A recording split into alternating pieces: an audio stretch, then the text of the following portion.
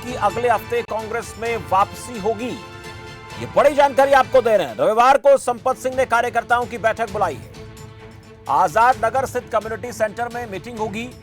आदमपुर से संपत सिंह को चुनावी मैदान में उतार सकती है कांग्रेस पार्टी। और इस वक्त हरियाणा के सियासत में लंबे अरसे तक अपना एक अलग मुकाम रखने वाले 6 बार के विधायक संपत सिंह खुद हमारे साथ जुड़ चुके हैं। संपत सिंह जी, बहुत स्वागत है आपका खबर फास्ट पर। धन्यवाद जी, धन्यवाद। संपत सिंह जी, पहले तो यही आपके मुंह से हम जानना चाहेंगे, आपने हालांकि ऐलान कर दिया है कि कांग्रेस पार्टी में वापसी होगी, कार्यकर्ताओं से आप मुलाकात करेंगे, तो ये वापसी का कार्यक्रम कैसे बना? कांग्रेस पार्टी में आने की जो रणनीति बन रही है उसके पीछे क्या वजह आप देखते हैं?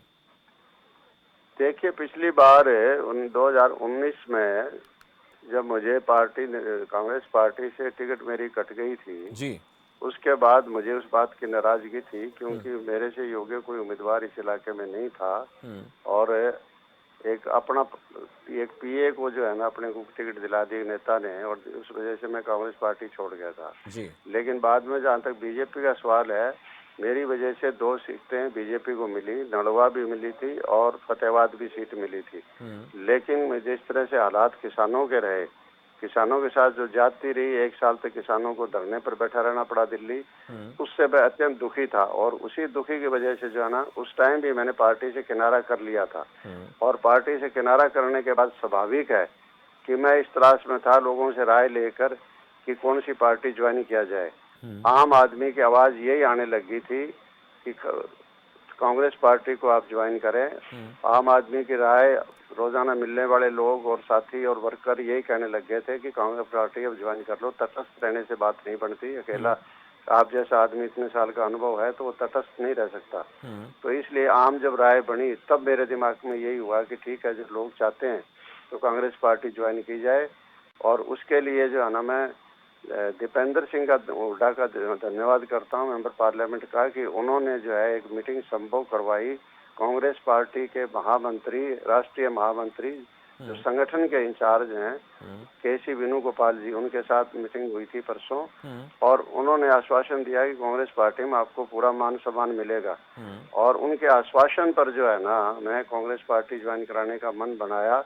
लेकिन मेरे कार्यकर्ताओं की मीटिंग कर बुलाई है, उनसे बातचीत करके जैसा वो चाहेंगे वही जो है वही करूंगा।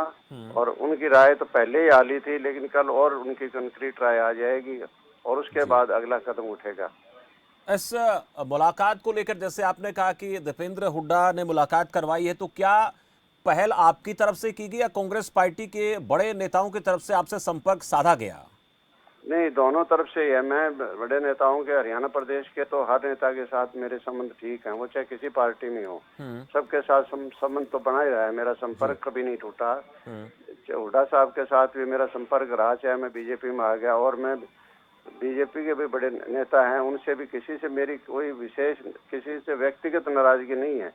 ये एक विचारधारा की लड़ाई है और विचारधारा की वजह से जो है ना, मैंने बीजेपी को छोड़ा था, क्योंकि विचारधारा मेल नहीं खाती है। दूसरी तरफ जो है, एक तरफ तो किसानों वाला हो गया, दूसरी तरफ पिछले खास करके 3-4 साल से जो है, जिस तरह से यूथ दुखी है। हरियाणा प्रदेश में 34% बेरोजगारी बढ़ने का कारण यही है कि 1.5 लाख नौकरियां जो खाली पड़ी है, उनमें 13 बार जो भर्तियों की सरकार ने कोशिश की है, 13 बार भर्तियां कैंसिल हुई है।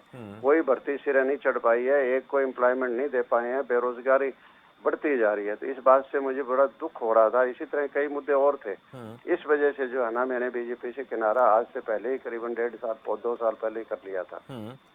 एक और अहम बात आपसे, आदमपुर की जो विधानसभा सीट है वो अब खाली हो गई है, वहां पर उपचुनाव होना है। और जब कुलदीप बिश्नोई ने कांग्रेस पार्टी को छोड़ा तो ये कहा था कि हालांकि ये तो तय करेगा आलाकमान कि कौन वहां से उम्मीदवार होगा, लेकिन अपने बेटे का नाम उन्होंने जरूर लिया कि भव्य बिश्नोई उम्मीदवार होंगे हमारी तरफ से, अगर ऊपर से मोहर लगती है तो। और उन्होंने भूपेंद्र सिंह हुड्डा को भी चुनौती दी कि अगर वो चाहें तो यहाँ से चुनाव लड़ें। तो क्या ये माना जाए कि संपत सिंह या उसके परिवार से कोई व्यक्ति, अगर उन्हें मौका मिलता है तो फिर वहां से चुनाव के लिए आप तैयार हैं? मैंने पार्टी के साथ कोई शर्त नहीं रखी है और ना ही मेरी कोई चुनाव लड़ने की इच्छा है। लेकिन अगर पार्टी कहती है तो स्वाभाविक है, देखो पार्टी बड़ी होती है, व्यक्ति बड़ा नहीं होता है। जो आदेश मिलेगा वो उस आदेश की पालना की जाएगी।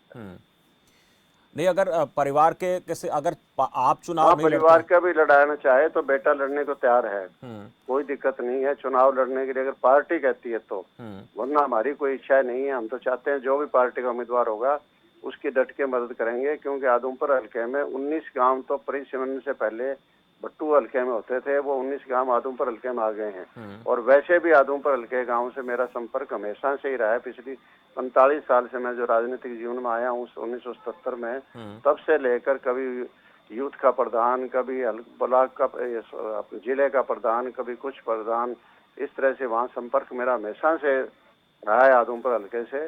तो मेरा संपर्क का जो फायदा है जो भी पार्टी का उम्मीदवार होगा उसको मिलेगा। आप अगर परिवार का सदस्य आप चुनाव मैदान में आते हैं तो जाहिर सी बात है उधर से भारतीय जनता पार्टी का भी कोई चेहरा ऐसा होगा जिसकी कहीं ना कहीं कयास तो लगाए जा सकते हैं। बात करें आपकी पुरानी पार्टी की, इंडियन नेशनल लोकदल, वो भी चुनाव मैदान में आ सकती है। तो ऐसे हालात में किस तरह स्वाभाविक के, है। हाँ, कैसे समीकरण आपको लगता है, किस तरह की चुनौती आप देंगे? क्योंकि नहीं, मुकाबला तो आपके तो देखिए सबके सीधा साथ से ही है, रिश्ते बेहतर मुकाबला रहे है हैं। तो मुकाबला तो कांग्रेस और बीजेपी में होगा, और कोई पार्टी के साथ मुकाबला नहीं होगा। यही दो मुकाबले रहेंगे, यूं चुनाव लड़ने को तो कोई भी लड़ सकता है। आप भजनलाल परिवार को भी शिकस्त दे चुके हैं, जसमा देवी को आपने चुनावी मैदान में शिकस्त दी थी, तो मैंने तो क्या हाँ। शिकस्त दी थी, लोगों ने शिकस्त दे दी थी 2009 के अंदर, जो है ना उस परिवार को शिकस्त जो दी थी वो लोगों ने दी थी। उससे पहले भी मैं पार्लियामेंट में भी जो दे चुका होता, लेकिन वो बात पास्ट की बन गई, पार्टी ने जो है ना मेरा नुकसान कर दिया था। अदरवाइज तो 6000 वोटों का गैप रह गया था सिर्फ, जहाँ लोक दल 9 जगह 1-1 लाख वोटों से आ रहा था, और 10वीं जगह ऐसी थी हिसार, जहाँ सिर्फ मेरा और चौबे जनरल का जो हल्का से चुनाव लड़ रहे थे, वो दोनों का फर्क सिर्फ 6000 का रह गया था, वो भी पार्टी की वजह से रह गया था। और लोगों ने तो बात पहुंचा दी थी, नजदीक पहुंचा दी थी, जीत की तरफ ले गए थे। लेकिन वो 6 महीने के बाद में चुनाव फिर असेंबली का जब लड़ना पड़ा कांग्रेस पार्टी की टिकट से, तब जो है कुलदीप इनकी माननीय, इनके आदरणीय मदर को चुनाव लड़ाया गया था, तो उस टाइम लोगों ने शिकस्त उनको दिलवाई थी। आपके पार्टी में शामिल होने की तो संभावना इसमें कंफर्म हो चुका है कि आप जाएंगे, और हालांकि कार्यकर्ताओं से एक बार औपचारिक बातचीत होनी है, लेकिन क्या कुछ ऐसे लोग भी और हो सकते हैं जिनको लेकर संपर्क आपसे साधा जा रहा है और वो भी नहीं, वो कांग्रेस का दामन ऐसा थाम है, सकते हैं? ऐसी कोई बातें निकल कर आ सकती हैं एक आध नहीं दिन नहीं, के दौरान? मेरे से किसी का कोई संपर्क और का नहीं हुआ है, वो ठीक है, स्वाभाविक है, पार्टी नेताओं से जरूर कोई संपर्क हुआ है तो कोई पीसी से उसी से हुआ है। हो सकता है कोई और भी ज्वाइन करे, क्योंकि पीसीसी कांटेक्ट में भी ये लोग रहते हैं। मैं भी पीसीसी कांटेक्ट के वजह से ही जाके जो है ना हाईकमांड से मिला था।